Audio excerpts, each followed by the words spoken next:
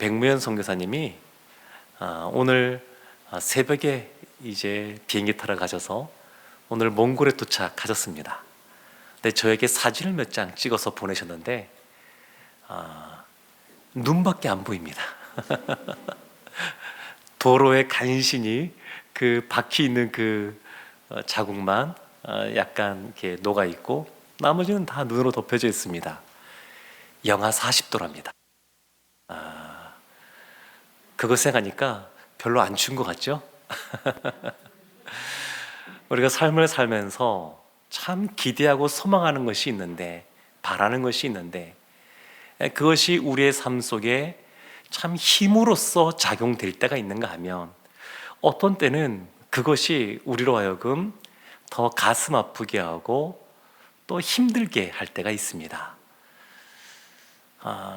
원하는 그러한 대학이나 직장이나 또 승진이나 이런 것들이 원하는 대로 이루어지면 너무너무 감사하고 기쁘고 그것을 위해서 그동안 달려왔던 그런 것들이 보상받는 것 같아서 마음도 좋고 그러는데 그렇지 않고 원하고 바라고 소망하는 것들이 이루어지지 않았을 때는 오히려 기대가 큰 만큼 실망도 크다라는 말이 있는 것처럼 오히려 그 기대하고 바라고 소원했던 것들 때문에 더 마음의 상처를 받고 절망 가운데 빠지는 때들이 있습니다. 예전에 사역하던 교회에서 특별히 그 말기 암 환자 분이 계셨는데 모든 성도님들이 간절하게 이게 금요일 밤마다 기도했었습니다. 근데 그분이 기적적으로 나았습니다. 그것이 얼마나 우리나라에서 가장 암 수술을 많이 하는 병원에서 너무 신기하다 이렇게 했고, 그것이 지상파에서 이 병과 관련된 다큐멘터리 거기에도 이해할 수 없이 병이 나은 사례로 등장하면서 이유를 잘 모르겠다.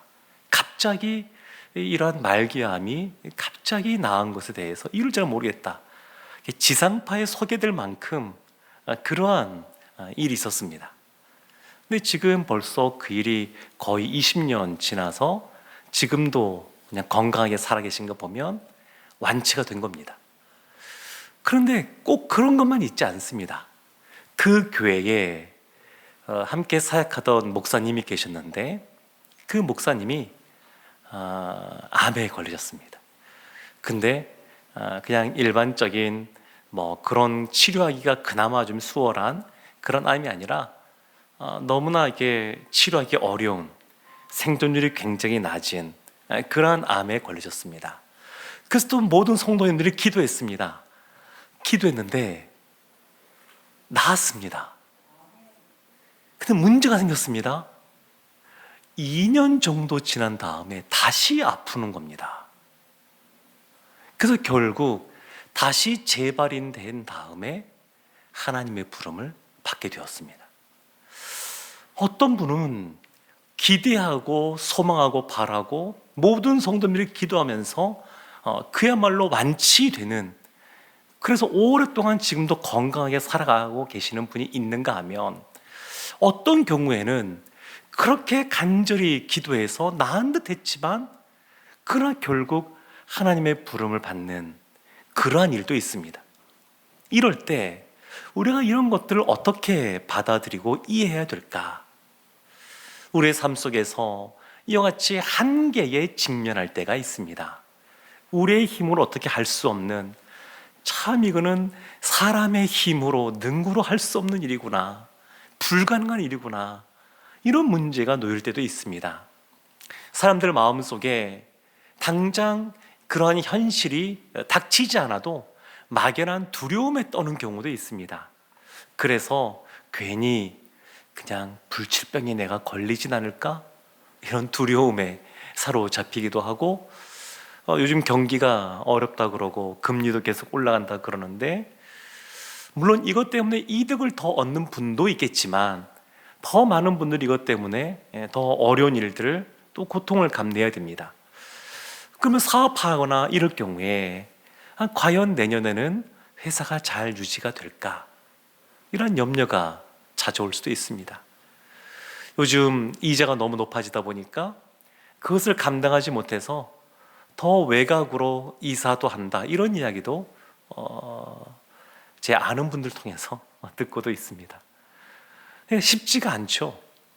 그러니까 미래에 대해서 우리가 정확히 알지를 못하기 때문에 누구 한 사람 내일은 해가 뜬다라고 그냥 100% 확실하다 이렇게 말할 수 있는 사람이 없다 보니까 사람들 안에 그러한 두려움들이 있습니다.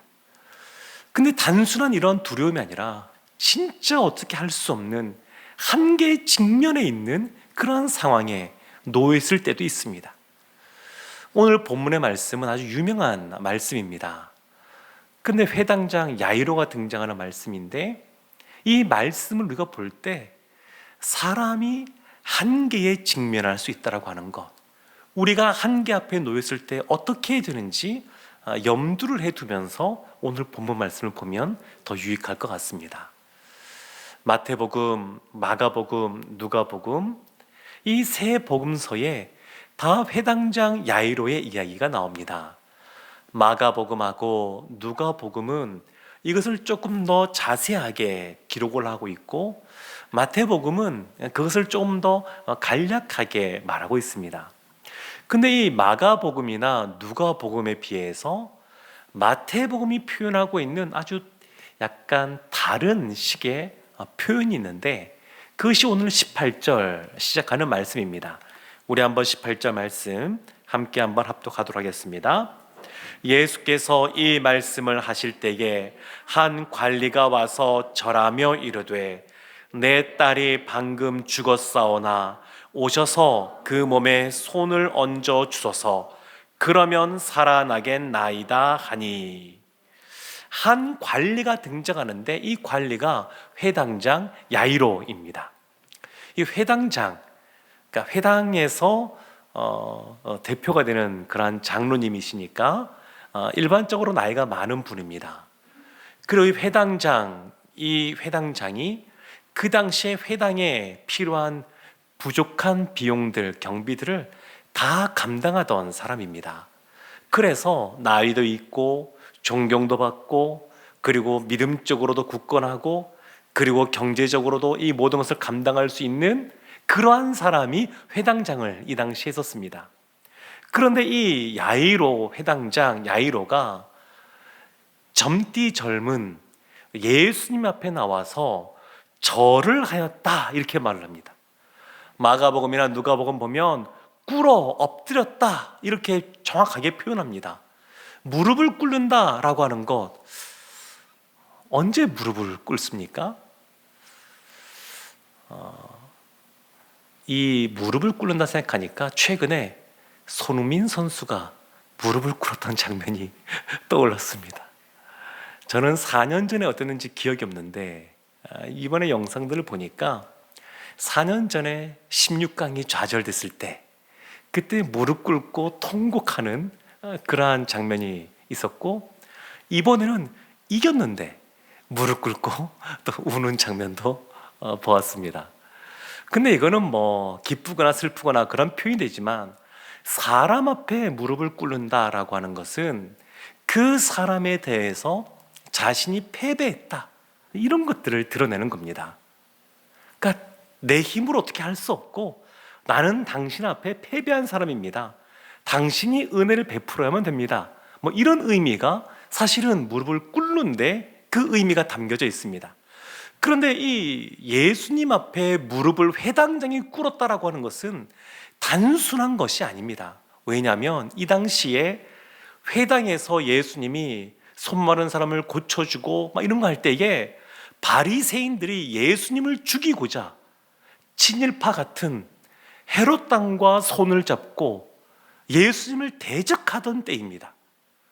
회당에 있는 다른 사람들, 회당에 있는 다른 장로님들이 이 야이로를 향하여 비난할 수 있고 따돌릴 수 있고 책망할 수 있는 상황입니다. 이 회당장 야이로가 그럼에도 불구하고 그 모든 사회적인 불이익과 그런 시선과 그동안에 자신이 쌓아왔던 명예 이런 것들을 다 내려놓고 예수님 앞에, 그 젊은 예수님 앞에 무릎을 꿇었습니다. 왜 꿇었냐면 그의 사랑하는 딸이 아팠기 때문에, 죽을 병에 걸렸기 때문에 12살 된 그 딸이 죽을 병에 걸렸습니다. 이 당시 유대인들은 나이가 12세가 되면 그때부터 성인으로 보았습니다. 그러니까 어렸을 때부터 너무 애지중지, 너무 예쁘게 키웠던 그 딸이 이제 성인이 되는 나이인데 꽃 한 번 피우지 못하고 어렸을 때부터 아마도 많은 의사들에게 보여지면서 많은 약을 먹고 그리고 처방을 받지만, 그러나 병이 호전되지 않고 죽을 상황에 놓여진 겁니다. 마태복음은 얼마나 그 상황이 중중한지 죽었다 이렇게 말합니다. 방금 죽었다. 마가복음이나 누가복음에서는 아직은 죽지 않았는데 죽을 상황에 있을 때 예수님께 나왔다라고 표현하고, 마태는 그것을 더 강조하기 위해서 죽었다 이렇게 말합니다. 방금 죽었다. 근데 예수님이 와서 손을 얹어주면 살겠습니다 이렇게 표현합니다. 이 회당장 야이로 이야기에는 그 중간에 혈루증 앓던 여인의 이야기가 들어가 있습니다. 그래서 이것을 흔히 샌드위치 기법이다, 생각보다 성경에 많이 나옵니다. 샌드위치 기법이라고 말하는데, 이 가운데 들어가 있는 이 이야기가 위아래를 감싸고 있는 내용, 그러니까 혈루증 앓던 여인의 이야기가 야이로의 이야기하고 비슷한 믿음의 이야기인지 아니면 대조적인 이야기인지 두 가지 중에 하나입니다. 근데 마가복음하고 누가복음을 보면 혈루증 앓던 여인 12년 동안 그 온갖 의사들을 만나고 많은 재물을 또 탕진해서 다 써서, 의료비로 써서 이제는 아무것도 가진 것이 없을 것 같은 그 여인이 예수님 앞에 나와서 옷자락만 잡아도 자신이 나을 줄 알고 많은 사람들 그 사이에 끼어서 예수님의 옷자락을 잡습니다. 그리고 누구도 고치지 못했던 혈루증이 나음을 입습니다. 여기에서 중요한 것은 옷자락을 잡았다는 것이 아닙니다. 옷자락을 잡는 그 행위가 중요하다는 것이 아니라 믿음을 갖고 나왔다는 것이 중요합니다. 믿음으로 나왔더니, 그 옷자락을 잡는 그 믿음으로 나왔더니 예수님이 고쳐주시고 많은 사람들 앞에서 간증하게 하셨습니다. 간증. 이 이야기를, 이 사건을 옆에서 야이로가 다 보고 있습니다. 그리고 이 예수님께서 그 혈루증 앓던 여인에게 내 딸아, 내 믿음이 너를 구원하였으니 라고 말할 때, 평안히 가라 라고 말을 끝나기도 전에 야이로 집에서 사람이 와서 당신의 딸이 죽었나이다 이렇게 말을 합니다. 그래서 예수님이 뭐라고 말씀하시냐면 야이로에게 두려워하지 말고 믿기만 하라. 왜 이렇게 말씀하셨을까요? 야이로가 두려워 떨고 있으니까. 야이로가 떨고 있으니까 예수님께서 떨지 말고 믿기만 하라고 말씀하십니다. 그래서 믿음이라는 것은 뭐냐? 믿음은 두려울 수밖에 없는 상황 속에서도 그 두려움을 다스리는 것이 믿음입니다. 누가 보더라도 두려울 수밖에 없는 상황입니다. 그런데 그 두려울 수밖에 없는 상황 속에서 낙담하고 또 염려하고 근심하고 포기하고 절망하는 것이 아니라 그 상황 속에서도 나와 함께 계시는 그 예수님, 그 예수님이 있음을 알고 그 두려운 상황 속에서 요동치지 않는 것, 이것이 믿음입니다. 그래서 마가복음과 누가복음만 보면 야이로가 믿음이 없는 사람처럼 보여집니다. 어떤 관리, 부자 청년 관원이 예수 앞에 나와서 어떻게 해야 영생을 얻겠습니까? 그렇게 질문합니다. 예수님께서 너가 율법을 잘 지켰다 말씀하시면서 한 가지 부족한 것이 있는데 너 갖고는 재산을 팔아서 가난한 자에게 나눠주고 나를 따라오더라 말씀하셨습니다. 그 청년이 근심하면서 돌아갔습니다. 너무너무 재물이 많아서. 이 부자 관원, 이 청년은 믿음 없는 모습의 예로서 등장하는 사람입니다. 이와 같이 되면 안 된다. 이렇게 믿음 없는 모습이 안 된다. 이런 걸로 우리에게 주어진 인물입니다. 어찌 보면 야이로는 마가복음과 누가복음 보면 그런 것 같습니다. 처음에는 믿음을 갖고 나왔지만 그러나 딸이 죽었다라는 이야기를 들었을 때에 완전히 믿음을 잃어버리고 두려워 떨기만 하고, 그리고 그 상황에서 나중에 보면 예수님이 간증도 못하게 하시니까 야이로가 믿음이 없는 사람으로 보여집니다.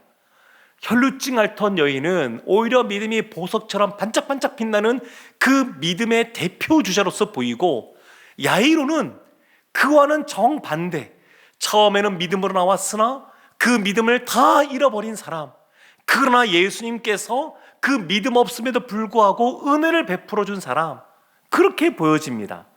근데 마태복음을 보면 야이로가 믿음 없는 모습이 아니라 그 상황 속에서도 믿음의 모습으로 나아갔다는 것을 알 수 있습니다.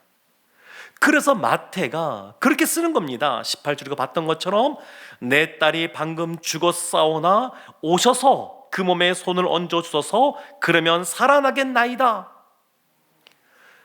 죽어도 살아날 것에 대한 믿음이 있었던 겁니다. 지금 그 상황이 너무 엄중하여서 마태가 방금 죽었다 이런 식으로 표현을 썼지만 이 야이로 안에 그와 같이 믿음이 있었다는 겁니다. 예수님께서 두려워하지 말고 믿기만 하라, 이 한마디만 딱 하십니다. 우리 생각에는 좀 더 많은 말씀 하시면 좋을 텐데 그런 생각을 할 수 있습니다. 내 마음이 평안해질 때까지, 내 마음이 안정이 될 때까지, 내 안에 확신이 들 때까지 예수님이 왜 너의 딸이 아프게 되었고 그 이유가 무엇이고, 그리고 이제 이 모든 과정은 하나님의 영광을 위하여 있는 것이고, 이런 것들을 풀어서 설명해 주시면 좋을 것 같은데 야이로에게 딱 한마디만 하십니다. 믿기만 하라, 믿기만 하라. 신앙생활하면서 이럴 때가 참 많이 있는 것 같습니다.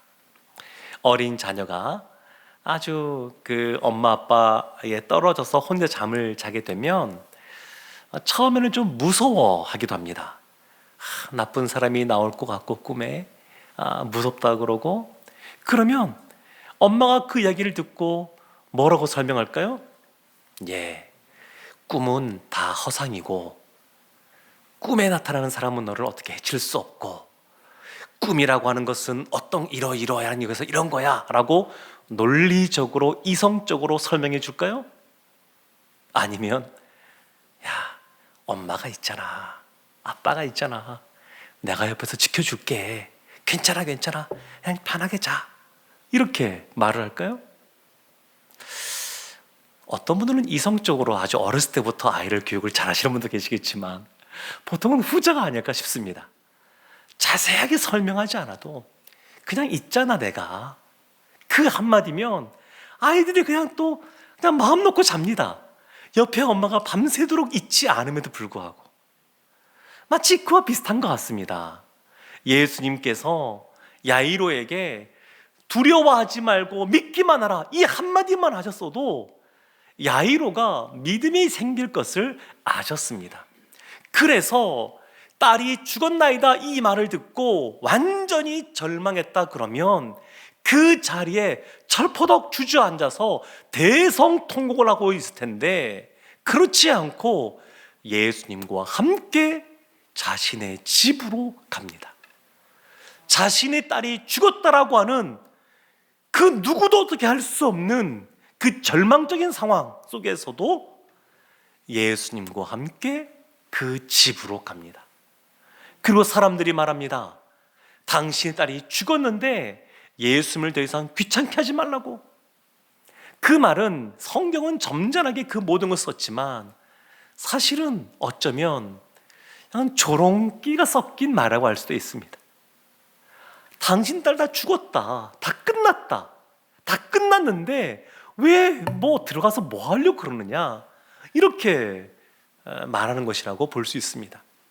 그럼에도 그 예수님과 함께 야이로가 그 딸이 죽어 있는 그 방으로 들어갑니다. 이것이 믿음입니다.